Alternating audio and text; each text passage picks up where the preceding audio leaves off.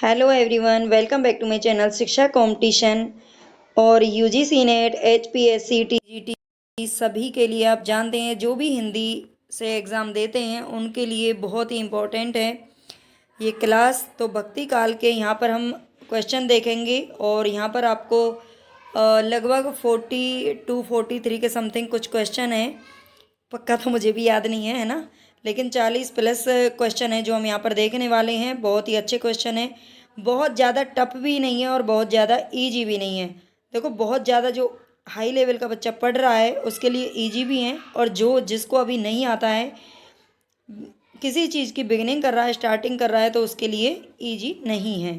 तो मैंने अभी कुछ मॉडरेट क्वेश्चन ही रख रही हूँ, बहुत ज़्यादा इजी भी नहीं और टफ भी नहीं। आप बताना मुझे कमेंट करके, और प्लीज़ चैनल को सब्सक्राइब कर लेना भाई। बिल्कुल ऐसा लग रहा है कि मुझे चैनल बंद ना करना पड़ जाए, मैंने इतनी मेहनत की है इसमें और इतना अच्छा कंटेंट मैं प्रोवाइड कर रही हूँ यूजीसी नेट के लिए, टीजीटी पीजीटी के लिए। तो प्लीज़ थोड़ा सा सपोर्ट करें सभी भाई बहन, आप सबके सपोर्ट की ज़रूरत है, नहीं तो मैं ज़्यादा दिन कंटिन्यू नहीं कर पाऊँगी। बड़ा बिल्कुल मतलब मन सा ख़राब हो रहा है कि बच्चे देख नहीं रहे हैं, पसंद नहीं कर रही हैं। इतना अच्छा उनको क्वेश्चन है, इतनी सारी चीज़ें, इतनी मेहनत लगती है। तो प्लीज़ आप समझें इस बात को और सपोर्ट ज़रूर करें, जितना आप कर सकते हैं उतना करें। बाकी जो आपके बस का नहीं है उसको आप भी नहीं कर सकते, और ज़्यादा मैं आपसे उम्मीद भी नहीं करूँगी। बस लाइक, सब्सक्राइब और शेयर कर दिया करें, इतना ही काफ़ी है मेरे लिए। और बताना मुझे कमेंट करके कि क्वेश्चन आपको कैसे लग रहे हैं। थोड़े और टफ चाहिए, हाई चाहिए लेवल, या फिर थोड़ा और मतलब इससे लो तो नहीं हो सकता, ये ठीक है, क्योंकि इससे लो जो होता है वो फिर आता भी नहीं है पेपर में। तो बताना मुझे प्लीज़, ठीक है। चलते हैं हम यहाँ अपने क्वेश्चन की तरफ। रसखान की रचना इनमें से कौन सी नहीं है? तो रसखान की रचना अगर आपको सारी याद है तभी आप यहाँ पर कर पाएंगे, तो ठीक है। ये बहुत ज़्यादा इजी भी नहीं क्वेश्चन। तो रसखान की रचनाएं इसमें से प्रेम वाटिका, दान लीला, सुजान रसखान और केली माधुरी। तो कौन सी रचना है जो कि रसखान की नहीं है? तो आपने पढ़ा है अगर, तो प्रेम वाटिका, दान लीला और सुजान रसखान, ये तीनों की तीनों किसकी हैं? रसखान की है। लेकिन जो केली माधुरी है ये रसखान की रचना नहीं है, ठीक है। तो द हमारा यानी कि डी हमारा करेक्ट ऑप्शन है यहाँ पर। प्रेम वाटिका, दान लीला, सुजान रसखान जो इनकी रचना है उनको याद कर लेना। निम्बार्क संप्रदाय में निम्बार्काचार्य को किसका अवतार माना जाता है? जो निम्बार्क संप्रदाय में निम्बार्काचार्य जी थे उनको किसका अवतार माना जाता है? श्री कृष्ण का, सुदर्शन चक्र का, मुरली का, या मोर पंख का? तो निम्बार्काचार्य को किसका अवतार माना जाता है? सुदर्शन चक्र का, ठीक है। सुदर्शन चक्र जो विष्णु जी के पास जो सुदर्शन चक्र होता है उसका क्या मानते हैं? इनको अवतार मानते हैं। निजमत सिद्धांत किस संप्रदाय के सिद्धांतों पर आधारित है? तो निजमत सिद्धांत की बात हो रही है। निजमत सिद्धांत किस संप्रदाय के सिद्धांतों पर आधारित है? निम्बार्क संप्रदाय, हरिदासी संप्रदाय, राधा वल्लभ संप्रदाय, या फिर वल्लभ संप्रदाय? तो बताइए निजमत सिद्धांत किस संप्रदाय के सिद्धांतों पर आधारित है? ये हरिदासी जो सिद्धांत है उसके सिद्धांतों पर आधारित है, ठीक है। निजमत सिद्धांत और हरिदासी संप्रदाय दोनों एक ही हैं। तानसेन के गुरु कौन से आचार्य माने जाते हैं? तानसेन का नाम आपने सुना होगा, ये बहुत अच्छे संगीतकार थे जो अकबर के दरबार में 9 रत्नों में गिने जाते थे, ठीक है। तो तानसेन के गुरु इनमें से कौन थे? स्वामी हरिदास जी थे, ठीक है। स्वामी हरिदास इनके गुरु थे। अष्टचाप के कवि किस मंदिर में कीर्तन करते थे? अष्टचाप का मतलब है 8 कवियों का समूह इसमें रखा गया था। वल्लभाचार्य के 4 शिष्य थे और 4 उनका जो बेटा था विट्ठलनाथ उसके 4 शिष्य थे, ठीक है। और इसकी जो अष्टचाप की स्थापना है ये किसने की थी? तो विट्ठलनाथ के द्वारा की गई थी। और इसमें बताया गया है कि अष्टचाप के जो कवि थे वो किस मंदिर में कीर्तन करते थे? द्वारिकाधीश मंदिर, बिहारी जी का मंदिर, श्रीनाथ जी का मंदिर, या सभी में? तो ये करते थे श्रीनाथ जी के मंदिर में। किस में करते थे? श्रीनाथ जी के मंदिर में अष्टचाप के जो कवि थे वो कीर्तन किया करते थे। अष्टचाप की स्थापना कब हुई थी? तो ये 1565 ईस्वी में हुई थी। किसके द्वारा? विट्ठलनाथ जी के द्वारा। सूरदास किसके शिष्य थे? वल्लभाचार्य, विट्ठलनाथ, नंददास, या फिर मध्वाचार्य? तो जो सूरदास थे वो वल्लभाचार्य जी के शिष्य थे, ठीक है। 4 शिष्य किसके थे? सूरदास के, और 4 किसके थे? विट्ठलनाथ के। तो सूरदास वल्लभाचार्य के शिष्य थे। गोसाई विट्ठलनाथ जी ने पुष्टि मार्ग को जहाज किसे कहा था? तो विट्ठल नाथ जी ने पुष्टि मार्ग को जहाज किसे कहा था? तो ये कहा था सूरदास को। जब सूरदास जी की मृत्यु हुई थी तो उनकी मृत्यु पर विट्ठल नाथ ने कहा था पुष्टि मार्ग को जहाज जात है, जाए कुछ लेना है तो ले लो। मतलब उनसे जब वो बिल्कुल मृत्यु की कगार पर था तो वो दूसरों से बोलते हैं कि पुष्टि मार्ग को जहाज जाने वाला है, उससे अगर तुम्हें कुछ लेना है तो ले सकते हो। 84 वैष्णवन की वार्ता के रचयिता कौन है? तो 84 वैष्णवन की वार्ता किसने लिखी थी? गोकुलनाथ, वल्लभाचार्य, नाभादास या फिर सूरदास। तो ये रचना किसने की थी? ये गोकुलनाथ की रचना है। किसकी है? गोकुलनाथ की। ठीक है, 84 वैष्णवन की वार्ता ये गोकुलनाथ की रचना है। इन्होंने इसमें वल्लभाचार्य और विट्ठल नाथ के क्या थे, जो शिष्य थे उनके शिष्यों को मिला के एक रचना की थी। ठीक है, तो गोकुलनाथ ने की थी। वल्लभाचार्य के 84 शिष्यों की इसमें रखा गया था। ब्रजभाषा कृष्ण काव्य में सूरदास के उपरांत किस कवि को सर्वाधिक प्रतिभाशाली एवं विद्वान माना गया है? ब्रजभाषा जो कृष्ण काव्य में, कृष्ण काव्य धारा के अंतर्गत सूरदास के बाद, सूरदास को तो सबसे ज़्यादा प्रतिभाशाली और विद्वान माना जाता है, लेकिन उनके बाद किसको माना जाता है? रसखान, कृष्णदास, नंददास या फिर चतुर्भुज दास। तो सूरदास के बाद किसको माना जाता है? तो ये नंददास का नाम आता है। किसका नाम आता है? नंददास। ठीक है, जिनकी एक रचना है भ्रमर गीत जो कि बहुत ही ज़्यादा फेमस थी। अनेकार्थ मंजरी के रचयिता कौन थे? अनेकार्थ मंजरी के रचयिता यहाँ पर कौन है? नंददास, सूरदास, राम राय या फिर हित हरिवंश। तो अनेकार्थ मंजरी की रचना किसने की थी? तो ये नंददास ने की थी। किसने की थी? नंददास के द्वारा अनेकार्थ मंजरी की रचना की गई है। अनेकार्थ मंजरी किसकी है? तो ये नंददास जी की रचना है, ये ध्यान रख लेना। आगे देखते हैं। युगल शतक के रचनाकार का नाम बताइए। आपको बताना, प्लीज़ मुझे कमेंट करके ज़रूर बताना। बड़ा अच्छा लगता है अगर बच्चे थोड़ा बहुत सपोर्ट करते हैं, कुछ मोटिवेशन देते हैं, तो उनके कमेंट से बड़ी खुशी मिलती है। आप बताना मुझे आपको किस तरह से क्वेश्चन लग रहे हैं। ये यूजीसी नेट की जो यूनिट 2 है उसके लिए बहुत ही रामबान जो क्लास है ये सीरीज होने वाली है। बाकी टीजीटी पीजीटी का भी एग्ज़ाम है, शायद हो सकता है जनवरी फरवरी में हो जाए, नहीं भी होगा तो भी आपको तैयारी तो करते ही रहना है अगर आपको एक सरकारी नौकरी की ख्वाहिश है तो। ठीक है, बाकी आप HPSC, HTET या फिर जहाँ भी आप दे रहे हैं हिंदी, उन सब के लिए बहुत ही अच्छी क्लास ये होने वाली है। प्लीज़ आप ज़्यादा से ज़्यादा इस क्लास को सपोर्ट करें ताकि मैं इसको कंटिन्यू कर सकूं। युगल शतक के रचनाकार का नाम बताना है आपको। युगल शतक हरिदास, श्री भट्ट, छीत स्वामी या कृष्णदास। तो ये किसकी रचना है? युगल शतक। बताइए, ये युगल शतक का जो रचना है ये किसकी है? श्री भट्ट की। किसकी है? श्री भट्ट की रचना है युगल शतक। ठीक है, ध्यान रख लेना। प्रपन्न कल्पवल्ली ग्रंथ के रचयिता कौन है? तो प्रपन्न कल्पवल्ली ग्रंथ के रचयिता कौन है? निम्बारकाचार्य, स्वामी हरिदास, वल्लभाचार्य, हित हरिवंश। तो प्रपन्न कल्पवल्ली जो ग्रंथ है उसके रचयिता यहाँ पर कौन माने जाते हैं? तो ये है निम्बारकाचार्य। ठीक है, कौन है? निम्बारकाचार्य। मैं, अगर आप चाहते हैं कि चारों वैसे तो ठीक है, इसी तरह से आप पढ़ लीजिए, बच्चे ऐसे ही पसंद करते हैं, नहीं तो मैं थोड़ा सा एक्सप्लेन भी कर सकती हूँ, लेकिन इसीलिए नहीं करती क्योंकि बच्चों को थोड़ा जल्दी में रहते हैं बच्चे ज़्यादातर। चैतन्य संप्रदाय के दार्शनिक मत को क्या कहा जाता है? चैतन्य संप्रदाय का जो दार्शनिक मत है उसे क्या कहते हैं? द्वैतवाद, द्वैताद्वैतवाद, अचिंत्य भेदाभेदवाद या फिर शुद्धाद्वैतवाद। तो बताइए, चैतन्य संप्रदाय के जो दार्शनिक मत है उसका नाम क्या है? अचिंत्य भेदाभेदवाद। ठीक है, अचिंत्य भेदाभेदवाद किसका नाम है? तो चैतन्य संप्रदाय के दार्शनिक मत का नाम है।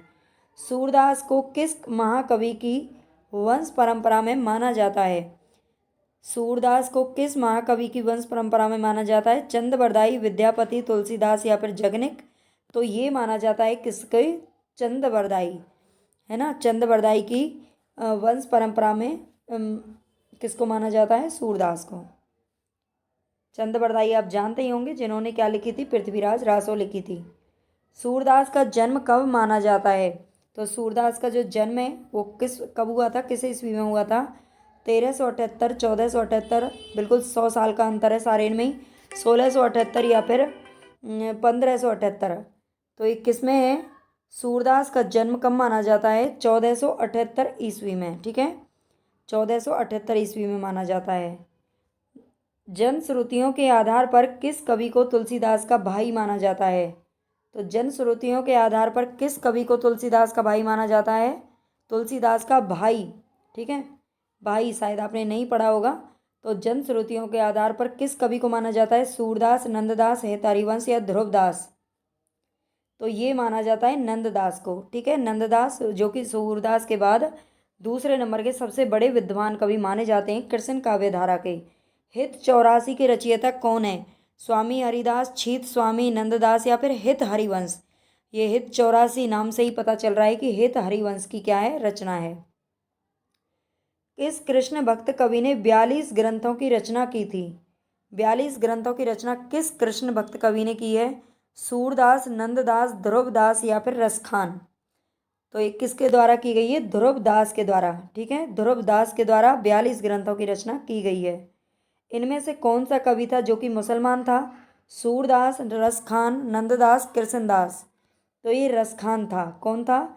रसखान मुसलमान कवि था, लेकिन इसने हिंदू मतलब हिंदी भाषा में ही हिंदू जो कविता वगैरह की थी वो इसी में की थी, हिंदी में। ठीक है, इनमें से भंवर गीत के रचयिता कौन है? देखो, भंवर गीत के नाम से कई कवियों ने ये रचना की है। भ्रमर गीत सूरदास का है जो कि सबसे ज़्यादा मतलब प्रसिद्ध है।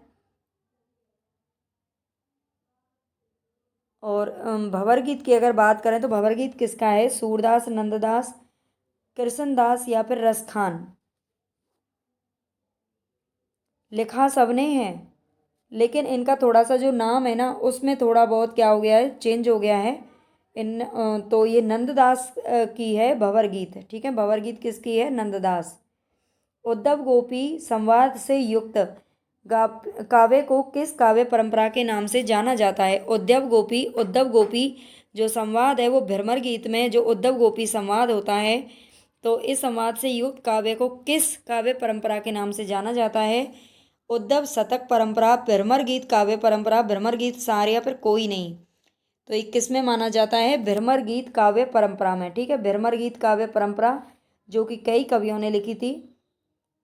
गोकुल सवै गोपाल उपासी, गोकुल सवै गोपाल उपासी, यह पद किसका लिखा हुआ है? गोकुल सवई गोपाल उपासी पद किसके द्वारा लिखा गया है? सूरदास, मीरा, रसखान या फिर ध्रुवदास? तो ये सूरदास ने लिखा है। किसने लिखा है? ये पद किसका है? सूरदास का है। गोकुल सवई गोपाल उपासी। इनमें से किस कवि की गोपियाँ सर्वाधिक भावुक हैं? सबसे ज़्यादा भावुक किस कवि ने अपनी गोपियों को दर्शाया है? तो ये सूरदास की हैं, जो इन्होंने क्या लिखा था? भ्रमर गीत लिखा था, भ्रमर गीत के नाम से लिखा था। ठीक है, निर्गुण कौन देश को वासी, निर्गुण कौन देश को वासी पद में किसका खंडन किया गया है?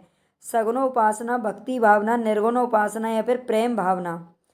तो आप समझ सकते हैं, इसमें क्वेश्चन से पता चल रहा है निर्गुण कौन देश को वासी। जब उद्धव गोपी संवाद होता है, वो गोपियों को समझाने के लिए उद्धव आता है, कृष्ण उसे भेजता है, तो वहाँ पे वो अपने ज्ञान का बखान करता है और कहता है कि भगवान का कोई रूप नहीं है, कोई रंग नहीं है। तो निर्गुण उपासना की जो गोपियाँ हैं वो कहती हैं कि नहीं, हमारा जो कन्हैया है वो ही क्या है, ईश्वर है, वो उसी को पूजती हैं। तो ये निर्गुण उपासना का क्या करती हैं? खंडन कर किया जा गया है यहाँ पर। वात्सल्य एवं श्रृंगार का सम्राट किस कवि को माना जाता है? वात्सल्य एवं श्रृंगार का सम्राट किस कवि को माना जाता है? नंददास, ध्रुवदास, चतुर्भुजदास या फिर सूरदास? वात्सल्य का कवि इन्होंने कहा किसने इनको? तो ये रामचंद्र शुक्ल ने कहा था। किसने कहा था? रामचंद्र शुक्ल जी ने। ठीक है, शुक्ल जी ने इनको कहा था वात्सल्य कवि, यानी कि कहते थे कि वात्सल्य का ये कोना कोना झांक आए हैं, ऐसा प्रतीत होता है।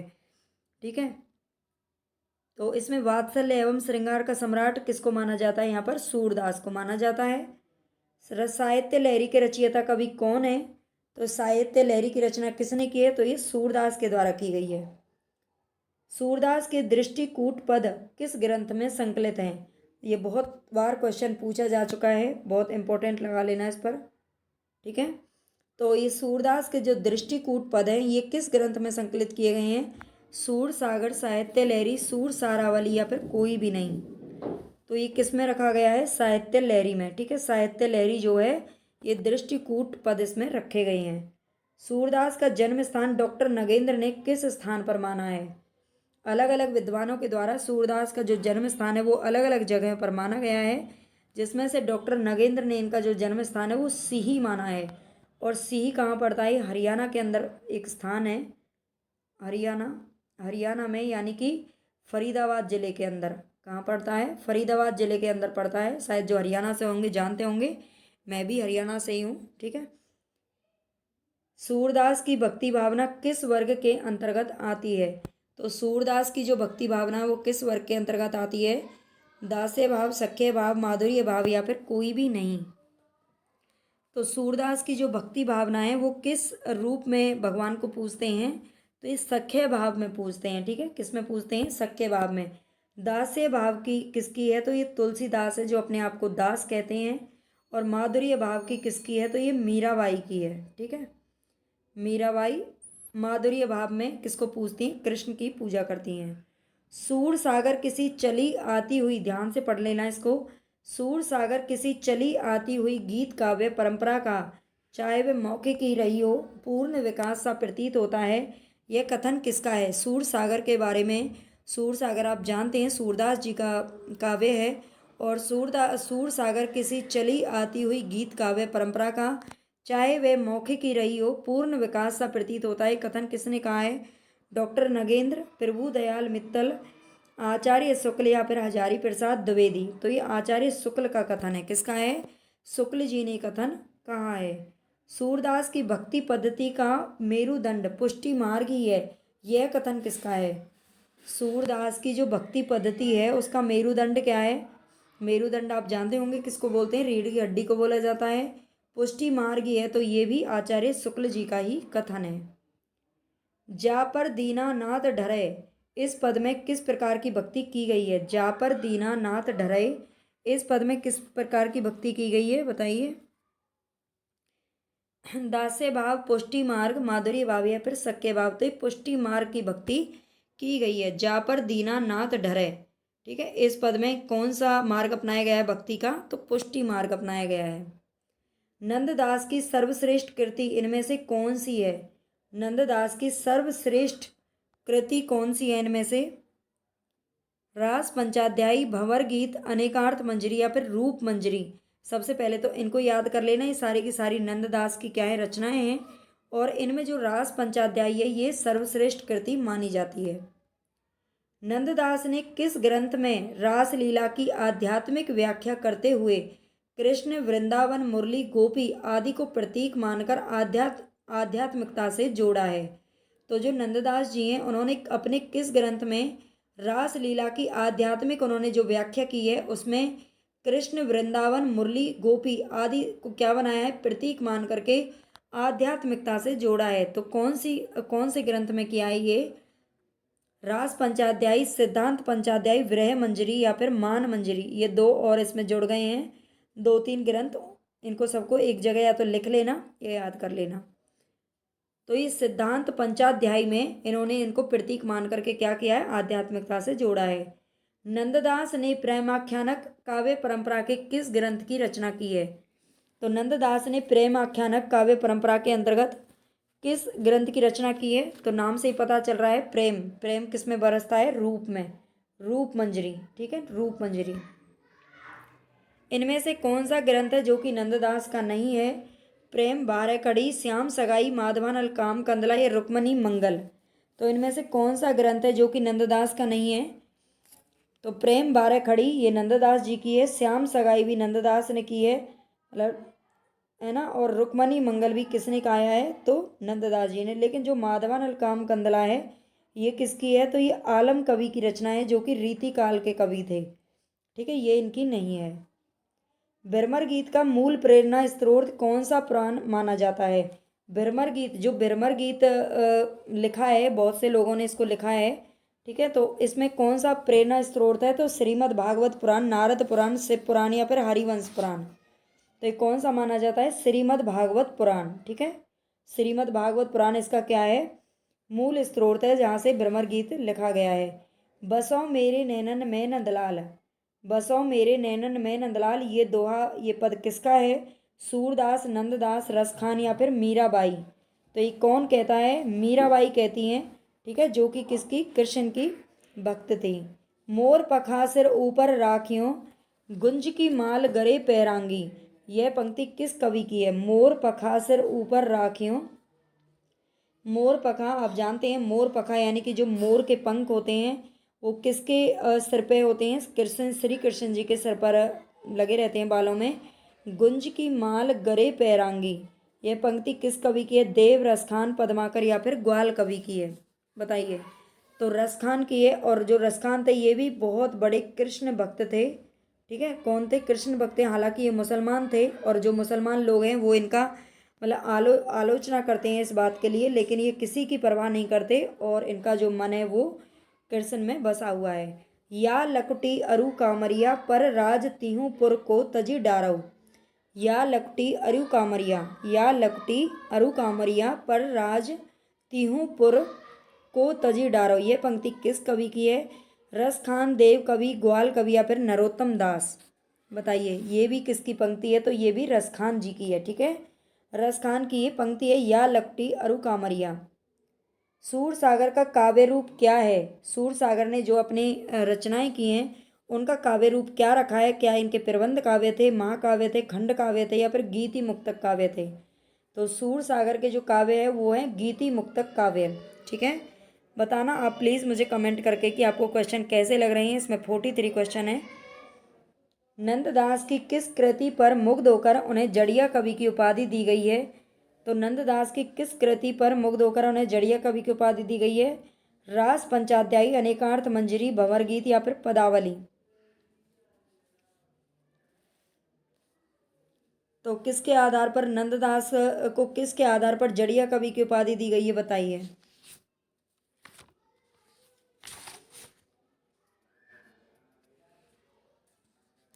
तो ये इनकी जो रास पंचाध्यायी सबसे प्रसिद्ध और सबसे सर्वश्रेष्ठ जो कृति थी उस पर इनको जड़िया कवि की उपाधि दी गई है। ठीक है, तो ये आप ध्यान रख लेना। प्लीज़ लाइक सब्सक्राइब जरूर करना, कमेंट भी करके बताना कि आपको क्लास कैसी लगी है, और प्लीज़ ज़्यादा से ज़्यादा शेयर करें, थोड़ा सा सपोर्ट करें, क्योंकि आपके सपोर्ट के बिना ये क्लास नहीं चल सकती। Hello everyone, welcome back to my channel Shiksha competition. और यहाँ पर ये जो मैं आपके लिए इसमें 40 MCQ टाइप क्वेश्चन पढ़ेंगे हम, वो भी भक्ति काल पर आधारित। भक्ति काल बहुत ही इम्पोर्टेंट होता है किसी भी परीक्षा के लिए। रीति काल और से इतने क्वेश्चन नहीं आते जितने कि भक्ति काल से आते हैं।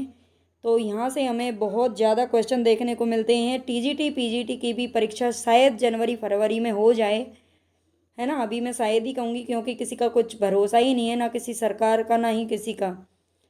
तो इसीलिए हो भी जाए तो इसके लिए आपको तैयारी करनी है। बाकी UGC नेट या फिर आप MP टेट, HTET, कोई भी आप तैयारी कर रही हैं किसी भी एग्ज़ाम पर जहाँ पर हिंदी साहित्य आता है, तो उसके लिए बहुत इंपॉर्टेंट है। जो भी बच्चे नए जुड़े हैं प्लीज़ चैनल को सब्सक्राइब जरूर कर लेना भाई, हाथ जोड़ करके रिक्वेस्ट है, सपोर्ट करना, शेयर करना। चलते हैं हम अपने क्वेश्चन की तरफ। रुक्मिणी पुनि वैसे ही मरी गई, कुलवंती सत सौ सती भई। इन पंक्तियों के कौन है सूफी कवि? कौन सूफी कवि? इन पंक्तियों को किसने बोला है? रुक्मिणी पुनि वैसे ही मर गई, कुलवंती सत सौ सती भई। कुतुबन, जायसी, उस्मान या फिर मंझन। तो इनमें से हमारा जो करेक्ट ऑप्शन है वो क्या होगा? कुतुबन। ये कुतुबन की पंक्तियां हैं। रुक्मिणी पुनि वैसे ही मर गई, ठीक है, ये किसने कहा था? कुतुबन ने कहा था। ये ध्यान रखना अच्छे से। बलदीप देखा अंग्रेजा, वहाँ जाई जेही कठिन करेजा। पंक्ति के रचयिता कौन है? बलदीप देखा अंग्रेजा, वहाँ जाई जेही कठिन करेजा। ये पंक्ति के रचयिता बताइए। जायसी, उस्मान, कासिम शाह या फिर नूर मोहम्मद। आज की जो क्लास है इससे पहले हम भक्ति काल के कुछ बहुत सारे क्वेश्चन हैं जो कर चुके हैं, ठीक है, और आदिकाल के भी हमने करे थे। तो यहाँ पर आप देखेंगे जो आज के जो क्वेश्चन है वो थोड़ा सा सूफी काव्य धारा से अधिक लिए हैं मैंने, ठीक है। इससे पहले हम राम काव्य धारा को थोड़ा पढ़ चुके हैं। तो बलदीप देखा अंग्रेजा वहाँ जाई जे ही कठिन करेजा, इस पंक्ति के रचयिता कौन है? जायसी, उस्मान, कासिम शाह या फिर नूर मोहम्मद। तो ये किसकी पंक्ति है? उस्मान की पंक्ति है। ब हमारा करेक्ट ऑप्शन है, ठीक है। बलदीप देखा अंग्रेजा, उस्मान किसने देखा? अंग्रेजा किसने देखा? उस्मान ने देखा। और कठिन करेजा, कठिन करेजा किसका है? उस्मान भाई साहब का है, ठीक है। जानत है वे सृजनहारा, जो कछु है मन मरम हमारा। जानत है वे सृजनहारा, सृजनहारा किसे बोलते हैं? भगवान को बोलते हैं जो कि हमें बनाता है। जो कछु है मन मरम हमारा, इन पंक्तियों के रचयिता कौन कवि हैं? उस्मान, मंजन, कुतुबन या फिर नूर मोहम्मद। तो इसका जो करेक्ट ऑप्शन है वो है नूर मोहम्मद। कौन है? द हमारा करेक्ट ऑप्शन है नूर मोहम्मद। नल दमयंती प्रेमाख्यान काव्य के रचनाकार कौन है? देखो आप प्लीज़ जो भी बच्चे देखें, जो जुड़ें, शेयर कर देना, सब्सक्राइब कर देना। आज मैं यहाँ पे ज़्यादा एक्सप्लेन नहीं कर रही हूँ क्योंकि ये थोड़ी सी लॉन्ग भी है और अभी फर्स्ट है, ज़्यादा बच्चे देख भी नहीं रहे हैं। जितना ज़्यादा आप सपोर्ट करेंगे, शेयर करेंगे, मैं आपको उतना ही ज़्यादा अच्छा कंटेंट प्रोवाइड करा दूँगी। नल दमयंती प्रेमाख्यान काव्य के रचनाकार कौन है? रहीम, मुल्ला दाऊद, कासिम शाह, नरपति व्यास। ऐसा नहीं है कि ये अच्छा नहीं है, ये भी बहुत अच्छा है। ये सारे क्वेश्चन हैं, आपको पता होने चाहिए। तो नल दमयंती जो प्रेमाख्यान है काव्य के रचनाकार कौन है? रहीम है, मुल्ला दाऊद, कासिम शाह पर या फिर नरपति व्यास। तो नल दमयंती किसने लिखा है? नरपति व्यास ने लिखा है। किसने? नरपति व्यास ने। छिताई वार्ता जो कि कल्पना और इतिहास का अद्वितीय ग्रंथ है, इसके रचनाकार कौन है? छिताई वार्ता के रचनाकार कौन है? का नरपति व्यास, कासिम शाह, नारायण दास या फिर नूर मोहम्मद। तो ये नारायण दास की क्या है? रचना है छिताई वार्ता, ठीक है। किसकी है? छिताई वार्ता नारायण दास की है। कहरनामा के रचयिता कौन है?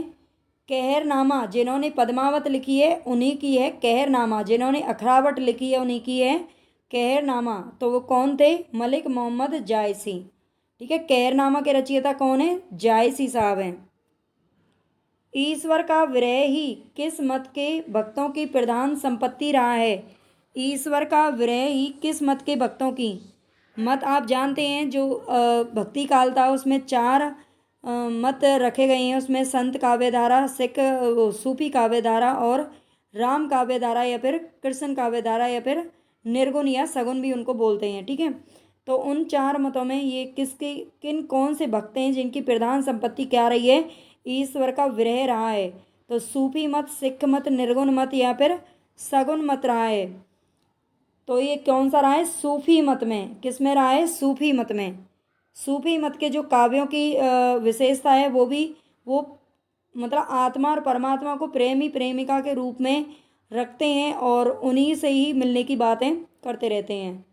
पद्मावत में रत्नसेन द्वारा पद्मावती को प्राप्त करने की इच्छा को प्रेम ना कहकर रूप लोभ की संज्ञा किस आलोचक ने दी है? मतलब पद्मावती, ये कहा जाता है कि पूरे इतिहास में जो पद्मावती थी वो बहुत ही ज़्यादा, सबसे ज़्यादा खूबसूरत थी। और रत्नसेन, आप पहले जानते हैं, पहले जो राजा महाराजा थे वो एक एक नहीं बल्कि कई कई रानियां रखते थे, कई कई शादियां वो करते थे। तो उनकी पहली जो पत्नी थी वो नागमती थी और वो एक बार कहीं शायद शिकार वगैरह खेलने गए थे और वहाँ पर उन्हें पद्मावती मिलती है सिंगल द्वीप पर। और पद्मावती की खूबसूरती को देखकर, उनके रूप को देखकर वो इतने मुग्ध हो जाते हैं और उसे साथ में अपने महल ले आते हैं, विवाह कर लेते हैं, ठीक है। तो प्रेम ना कह करके रूप लोक की संज्ञा किसने दी है? नामवर सिंह, आचार्य शुक्ल, हजारी प्रसाद द्विवेदी या फिर रामविलास शर्मा ने कहा है। तो ऐसा कौन बोल सकता है बेधड़क? ये आचार्य शुक्ल जी ने कहा है। किसने कहा है? आचार्य शुक्ल जी ने कहा है, ठीक है। पद्मावत में वर्णित रत्नसेन, पद्मावती, तोता और नागमती के प्रतीकों का सही क्रम क्या है? इसमें जो पद्मावत में जो भी पात्र रखे गए हैं उन सब का कहीं ना कहीं किसी ना किसी को प्रतीक बना करके रखा गया है। तो इसीलिए रत्नसेन किसका प्रतीक है? यहाँ पर पद्मावती किसका प्रतीक है, तोता किसका है और नागमती किसका प्रतीक है। तो बताइए यहाँ पर कौन सा हमारा सही होगा। रत्नसेन किसका प्रतीक है, मन का प्रतीक है, तो मन हमारे बी में ही सही है। ठीक है, तो हमारा आंसर तो यही होगा। और पद्मावती किसका प्रतीक है, बुद्धि का, तोता गुरु का प्रतीक है और नागमती सांसारिक आकर्षण का प्रतीक है, यानी संसार का प्रतीक है कौन, नागमती। ठीक है, मन रत्नसेन मन का प्रतीक है, पद्मावती बुद्धि का प्रतीक है, तोता गुरु का प्रतीक है और सांसारिक आकर्षण वो तोता वो है जो रत्नसेन को ये बताता है कि नहीं, मतलब पद्मावती से भी कहता है सबसे ज़्यादा सुंदर आप ही हैं, और नागमती से जाकर के बोल देता है कि आप सबसे ज़्यादा सुंदर नहीं है। कौन है, पद्मावती सबसे ज़्यादा सुंदर है पूरी दुनिया में। निम्न में से सूफी प्रेमाख्यान कार्यों की विशेषता नहीं है, तो सूफी प्रेमाख्यान जो भी लिखे गए हैं उनके कार्यों की उनकी क्या विशेषता नहीं रही है। इसमें से प्रेम के बहाने इस्लाम का प्रचार, परमात्मा को स्त्री व आत्मा को पुरुष मानना, लौकिक प्रेम द्वारा अलौकिक प्रेम की अभिव्यंजना, गुरु द्वारा लक्ष्य की प्राप्ति का मार्ग बतलाना। तो प्रेम के बहाने इस्लाम का प्रचार ये उनकी विशेषता नहीं बताई जाती है। ठीक है, ऐसा उन्होंने नहीं किया, प्रेम के बहाने वो इस्लाम का प्रचार नहीं कर रहे थे। बाकी परमात्मा को स्त्री मानते हैं और आत्मा को पुरुष मानते हैं, बहुत अच्छे से याद रख लेना है ना। हम सोचते हैं कि परमात्मा, ऐसा लगता है सुनने में ये पुल्लिंग है और आत्मा स्त्रीलिंग है, तो उसको स्त्री पुरुष से जोड़ देते हैं, गलत हो जाता है। परमात्मा को स्त्री मानते थे, ठीक है, प्रेमिका का नाम देते थे, और आत्मा यानी कि पुरुष, आत्मा परमात्मा से मिलने के लिए, प्रेमी प्रेमिका से मिलने के लिए क्या करता है, बहुत ही ज़्यादा मतलब मेहनत करता है। और जो भी है, लौकिक प्रेम द्वारा अलौकिक प्रेम की अभिव्यंजना, गुरु द्वारा लक्ष्य की प्राप्ति का मार्ग बताना। तो इसमें प्रेम के बहाने इस्लाम का प्रचार, इसकी विशेषता नहीं बताई जाती है। हिंदी के सूफी प्रेमाख्यान कार्यों का मूल उद्देश्य क्या है। यहाँ पर मूल उद्देश्य पूछा है, उनका मूल उद्देश्य क्या रहा है। अवतारवाद में विश्वास करना नहीं करते थे, प्रेम के उदात्त स्वरूप की स्थापना करना, तो यही इसका करेक्ट ऑप्शन है। ठीक है, प्रेम के उदात्त स्वरूप की स्थापना करना ही उनका मूल उद्देश्य था। प्रेम के बहाने सूफी मत का प्रचार ये नहीं है ना, इस्लाम या सूफी मत का प्रचार वो नहीं कर रहे थे। प्रतीकों के माध्यम से आध्यात्मिक भावना का प्रतिपादन करना, तो ये भी नहीं है, वो प्रेम पर अधिक बल देते थे। ठीक है, इसीलिए इसको प्रेम मतलब सूफी काव्य धारा को प्रेम मार्गी कभी भी कहा जाता है, प्रेम मार्गी धारा। होतई दास परस भई लोना, धरती सरग भयो अस सोना। ये पंक्ति किसकी है, पंक्ति थोड़ी सी बिल्कुल अलग है, लेकिन ऐसे नहीं है, पूछे जाते हैं ये। होतई दास परस भई लोना, धरती सरग भयो अस सोना, ये पंक्ति किसकी है बताइए। जायसी, कुतुबन, असाहित या फिर मंजन। तो ये मलिक मोहम्मद जायसी की पंक्ति है, किसकी है, ए इज द करेक्ट ऑप्शन। ठीक है, ए कुछ भी लगा लेना। मानुष प्रेम भयऊ बैकुंठी, नाही ता कहा छार भरी मुठी। इस पंक्ति के रचयिता कौन है। मानुष प्रेम भयऊ बैकुंठी, जायसी, उस्मान, मंजन या कुतुबन। तो ये किसने कहा है, तो ये भी यहाँ पर जायसी की पंक्तियाँ देखो जायसी से ही ज़्यादा पूछी जाती हैं, जो भी सूफी काव्य धारा के कवि हैं, औरों की पंक्तियाँ नहीं पूछी जाती, तो इसीलिए वो एक अलग बात है। देखो एक आध आ सकती है, लेकिन उनसे नहीं पूछी जाती, जायसी सबसे ज़्यादा इम्पोर्टेंट है इसमें, इसीलिए यहाँ इनकी पंक्तियाँ ज़्यादा इम्पोर्टेंट हैं। तो इसीलिए कभी भी आपके पास सूफी का आ जाए और आपको नहीं समझ में आए, कुछ भी तुक्का लगाना है, तो आप जायसी पर जाना। सूफी काव्य धारा के कवियों का कालक्रम के आधार पर सही विकल्प कौन सा है। तो इसमें सबसे पहले देखो मुल्ला दाऊद तो सभी में लिखा हुआ है, इसका मतलब इन सब में मुल्ला दाऊद सबसे पहले हैं, जिनकी रचना का नाम था चंदायन। ठीक है, चंदायन किसने लिखी थी, मुल्ला दाऊद ने लिखी थी, तो मुल्ला दाऊद तो इसमें आएंगे ही। इसके बाद कौन है, कुतुबन। कुतुबन की कौन सी है, मृगावती, जायसी की पद्मावत और मंझन का क्या, मंझन। इसके बाद सबसे छोटे कौन है इनमें से, मंझन कवि। ठीक है, मुल्ला दाऊद, कुतुबन, जायसी और मंजन, ये ध्यान रख लेना इनका क्रम। प्रेम विलास प्रेमलता की कथा के रचनाकार कौन है।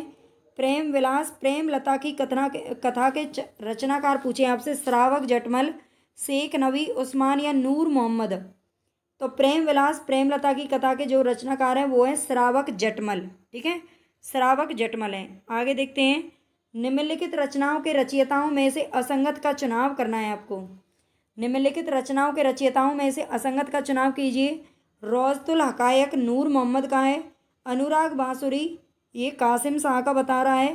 कहरनामा जायसी का है। छिताई वार्ता भी हम पढ़ चुके हैं। कहरनामा जायसी का ही है। छिताई वार्ता नारायण दास का है। और रोज़तुल हकायक नूर मोहम्मद का है। लेकिन जो अनुराग बांसुरी है ये भी नूर मोहम्मद का ही है। ये किसका है? ये भी नूर मोहम्मद का है, ना कि कासिम शाह का है।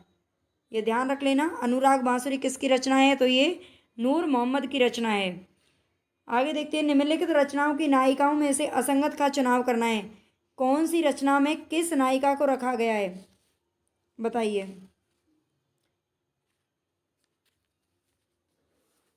पद्मावत, पद्मिनी। पद्मावत में कौन थी? पद्मिनी या पद्मावती उसको बोलते हैं। हंस जवाहिर में हंसा थी। चित्रावली में चित्रावली का नाम था। और ज्ञानदीप में देवयानी थी। तो हंस जवाहिर जो रचना है उसमें कौन है? हंसा नहीं है। उसका नाम है जो हंसा नहीं रखा गया है। नायिका इसकी हंसा नहीं है। इनमें से सुजान किस काव्य का नायक है? देखो, अगर आप क्लास को सपोर्ट करते हैं, शेयर करते हैं, और तो पक्का मैं इन सबको एक्सप्लेनेशन के साथ पढ़ा दिया करूँगी। ठीक है। अभी आप लोग इतना सपोर्ट नहीं कर रहे हैं। मुझे थोड़ा सा डीमोटिवेशन होता है कभी कभी कि मैं इतनी मेहनत कर रही हूँ, इतनी ज़्यादा मेहनत मुझे करनी पड़ती है। यूजीसी नेट का फर्स्ट पेपर और हिंदी की तैयारी दोनों में साथ साथ करा रही हूँ। अकेली इतना पूरे दिन रात मुझे लगा रहना पड़ता है। लेकिन बच्चे हैं फिर भी पसंद नहीं कर रहे हैं। उनके पास पहुँचती भी है क्लास, लेकिन पता नहीं क्या है। तो प्लीज़ आप चैनल को थोड़ा सा सपोर्ट करें। सभी बहन भाई, जो भी बहन भाई आपके मतलब रिलेटिव्स में या कहीं भी जो भी आपकी जानकारी में पढ़ रहे हैं उन तक आप पहुंचाइए क्लास को, है ना, ताकि उनको एक अच्छा कंटेंट मिल सके फ्री में ही। ये सिर्फ मैं हिंदी साहित्य की बात नहीं कर रही, बल्कि यूजीसी नेट के फर्स्ट पेपर की और सेकंड पेपर हिंदी की भी कंप्लीट तैयारी चल रही है। इनमें से सुजान किस काव्य का नायक है? सुजान किस काव्य का नायक है बताइए। अनुराग बांसुरी, चंदायन, चित्रावली या फिर अखरावट? तो अनुराग बांसुरी, इसमें से सुजान किस में होता है? चित्रावली में होता है। चित्रावली किसकी है? ये उस्मान की है। उस्मान कवि की क्या? चित्रावली। पद्मावत में अनुच्छेदों को क्या कहा गया है? पद्मावत में सर्ग, खंड, समय या फिर अंक? तो इसमें क्या कहा गया है? पद्मावत में अनुच्छेदों को क्या कहा गया है? इनको खंड बोला गया है। खंड। नागमती वियोग खंड, पद्मावती विवाह खंड, है ना। और उसे किससे युद्ध करते हैं वो बाद में? अलाउद्दीन, है ना। अलाउद्दीन से करते हैं शायद, अलाउद्दीन खिलजी से करते हैं, है ना। तो इसमें लेकिन नागमती वियोग खंड है, 57वां खंड है, जिसको क्या कहा जाता है? रामचंद्र शुक्ल ने उसे मतलब धरोहर कहा है, हिंदी साहित्य की अनुपम धरोहर। निम्न में से कौन सा प्रेमाख्यानक है जो कि काव्य नहीं है? हंस जवाहिर, यूसुफ जुलेखा, मृगावती या फिर अखरावट? इनमें से प्रेम आख्यानक काव्य कौन सा नहीं है? हंस जवाहिर, यूसुफ जुलेखा, मृगावती या फिर अखरावट? तो अखरावट इसमें से क्या नहीं है? प्रेम आख्यानक काव्य नहीं है। ठीक है। अखरावट किसका है? जायसी का है। भारतीय सूफी किस संप्रदाय के कवि थे? सरा, बेसरा, मालामती या फिर कादरी? तो ये किसके थे? जो भारतीय सूफी थे वो किस संप्रदाय के थे? इसमें भी अलग अलग संप्रदाय थे। तो ये बेसरा संप्रदाय के थे। किसके थे? बेसरा। बेसरा संप्रदाय के कवि थे कौन? भारतीय सूफी। सूफी कवियों ने माया को क्या कहा था? सांसारिक आसुरी वृत्ति की प्रतीक, शैतान या फिर गोरख धंधा? सूफी कवियों ने माया को क्या कह करके बुलाया था? शैतान। माया किसका रूप है? शैतान का रूप बोला था। किसको? माया को। भारत में वो माया नहीं है, किसी का नाम नहीं है। माया आप समझ गए होंगे। माया, जो माया हमें चारों तरफ से घेरे हुए है, मोह माया, लालच की माया, है ना, हमारे रूप की माया, ये सारी चीज़ें वो माया होती है। भारत में सूफी लोग कब आए थे? इनका यहाँ पर आगमन कब हुआ था? 11वीं 13वीं 15वीं या 12वीं शताब्दी में। तो ये 12वीं शताब्दी में आए थे। किस में आए थे? 12वीं शताब्दी में सूफी का क्या हुआ था? आगमन हुआ था। सूफियों का निम्नलिखित में से एक संप्रदाय कौन सा नहीं है? चिश्ती, कादरी, निजामी या सत्तारी। तो निजामी कोई संप्रदाय का नाम नहीं है, ठीक है, निजामी संप्रदाय का नाम नहीं है। बाकी चिश्ती, कादरी, सत्तारी ये सब क्या है, इनके संप्रदाय हैं। सूफी कवियों ने आत्मा को किस नाम से अभिहित किया है? सूफी कवियों ने आत्मा को किस नाम से अभिहित किया है? प्रेमिका, सखी, माया या प्रेमी। सूफी कवियों ने आत्मा को किस नाम से किया है? आत्मा भी हमने पीछे पढ़ा था ना। आत्मा को किस नाम से अभिहित किया है? प्रेमिका के नाम से नहीं, ये प्रेमी के नाम से किया है, ठीक है, जो प्रेमिका से मिलने के लिए तरसती है। सूफी प्रेमाख्यानक कार्यों की मूल भावना क्या है? प्रणय या रति, श्रृंगार, रसचित्रण, लौकिक से अलौकिकता या प्रेम का वर्णन। तो सूफी प्रेमाख्यानक कार्यों की जो मूल भावना है वो क्या है? प्रणय या रति। प्रणय प्रेम को ही बोलते हैं, प्रणय या रति है। विक्रम बेताल की कहानी किस रचना का कथा स्त्रोत है? विक्रम बेताल की जो कहानी है वो किस रचना का कथा स्त्रोत है? मृगावती, हंसावली, अखरावट या कहानावत। कहानावत, अखरावट दोनों ही जायसी की क्या है, रचना है, ये भी जायसी की है। अखरावट तो उनकी यही है। तो विक्रम बेताल किस कहानी का स्त्रोत है? हंसावली का स्त्रोत है। किसका है? हंसावली का। जायसी का प्रमुख अलंकार कौन सा है? उपमा, रूपक, अनुप्रास या हेतु उत्प्रेक्षा। तो हेतु उत्प्रेक्षा जो है ये किसका है? हेतु उत्प्रेक्षा जायसी का क्या है? जायसी का अलंकार है, प्रमुख अलंकार सबसे ज़्यादा इसको ही इन्होंने अपने काव्य में रखा है। जायसी ने पद्मिनी को क्या कहा है? आत्मा, शरीर, पारस, रूप या फिर नारी कहा है। जायसी ने पद्मिनी को क्या कहा है? पारस रूप। क्या कहा है? पारस रूप कहा है, ठीक है। किसने? जायसी ने। जान कवि की निम्न में से रचना नहीं है। जान कवि है, कवि का नाम है जान, ठीक है, कोई जान नहीं है। जान कवि की निम्न में से कौन सी रचना नहीं है? कथारूप मंजरी, कथा कनकावती, कथा मोहिनी, कथा कलंदर। सारी कथाओं के नाम से इन्होंने लिखे हैं, लेकिन कथा कलंदर इन्होंने नहीं लिखा है, ठीक है। कथा कलंदर इनकी रचना नहीं है, नहीं, ये नहीं और हैं, बहुत अच्छे से देख लिया करो। इनमें आजकल जो एक्सपर्ट है ना, मतलब जो बनाते हैं पेपर प्रोफेसर, वो फंसा देते हैं। नूर जहाँ के रचयिता कौन है? ख्वाजा अहमद जलालुद्दीन आलम कवि या पुहकर कवि। तो नूर जहाँ के रचयिता कौन है? पुहकर कवि हैं, पुहकर कवि, ठीक है। नूर जहाँ किसने लिखी है? नूर मोहम्मद ने एक अलग लिखी थी, और नूर मोहम्मद कवि का नाम है। नूर जहाँ के रचयिता कौन है? पुहकर कवि हैं। कृष्ण भक्त कवियों ने कृष्ण के किस रूप को अपने काव्य का विषय बनाया है? कृष्ण भक्त जो कवि हैं उन्होंने कृष्ण के किस रूप को अपने काव्य का विषय बनाया है? वैदिक ऋषि कृष्ण को, महाभारत के योगेश्वर कृष्ण को, श्रीमद् भागवत पुराण के कृष्ण को, या इनमें से कोई नहीं? तो श्रीमद् भागवत गीता में जो कृष्ण का रूप दिखाया गया है उसको ही अपना काव्य का विषय बनाया है। किसने? जो कृष्ण भक्त कवि हैं। हिंदी में कृष्ण को काव्य का विषय बनाने का श्रेय सर्वप्रथम किस कवि को जाता है? हिंदी में कृष्ण को काव्य का विषय सबसे पहले किसने बनाया था? तो ये विद्यापति को जाता है इसका श्रेय। किसको जाता है? यहाँ पर आप सूरदास, नंददास देखेंगे तो जरूर इनको ही सही मानेंगे, लेकिन नहीं है, ये विद्यापति को जाता है। इनमें से कृष्ण चैतन्य का शिष्य कौन था? कृष्ण चैतन्य का शिष्य बताइए, इनमें से कौन था? रूप गोस्वामी, जीव गोस्वामी, सनातन गोस्वामी या उपर्युक्त सभी? तो बिल्कुल ये सारे के सारे ही रूप गोस्वामी, जीव गोस्वामी, सनातन गोस्वामी, तीनों के तीनों ही कृष्ण चैतन्य के क्या होते? शिष्य थे। उज्ज्वल नीलमणि नामक भक्ति भावना के शास्त्रीय ग्रंथ के रचयिता कौन है? उज्ज्वल नीलमणि ये किसकी रचना है? रूप गोस्वामी, वल्लभाचार्य, स्वामी हरिदास या फिर नंददास। उज्ज्वल क्या होता है? हमारा रूप होता है। क्या होता है? उज्ज्वल होता है रूप गोस्वामी।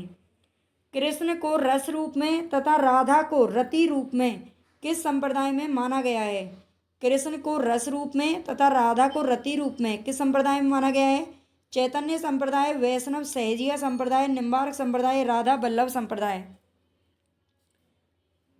कृष्ण को रस रूप में माना गया है और राधा को रति रूप में, तो वैष्णव सहजिया संप्रदाय में माना गया है, ठीक है, वैष्णव सहजिया संप्रदाय में माना गया है। राधा वल्लभ संप्रदाय का प्रवर्तक किसने किया है?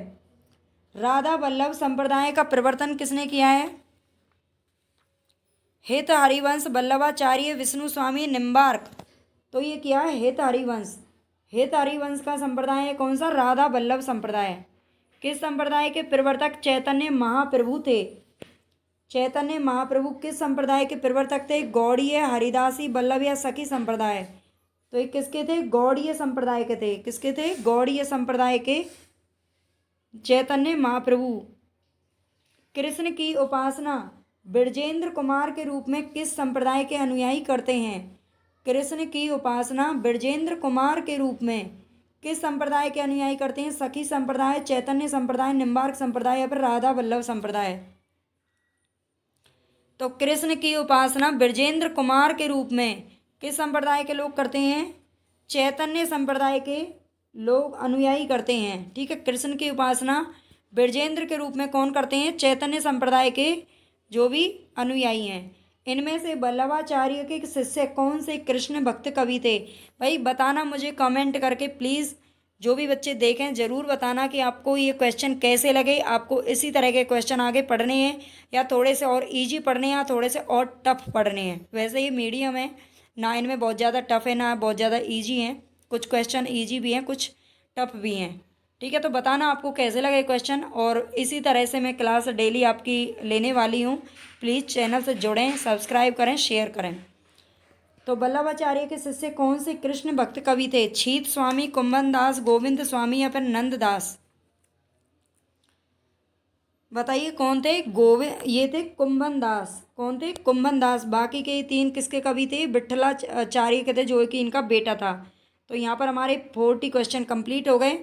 यूजीसी नेट की अगर फर्स्ट पेपर की भी आप तैयारी कर रहे हैं, यूजीसी नेट की तैयारी करना चाहते हैं, तो प्लीज़ आप चैनल की प्लेलिस्ट में जा कर के देखें। वहाँ से आपको बहुत अच्छा कंटेंट मैंने दे रखा है। मतलब अभी हमारी क्लासेस कंटिन्यूस चल रही हैं।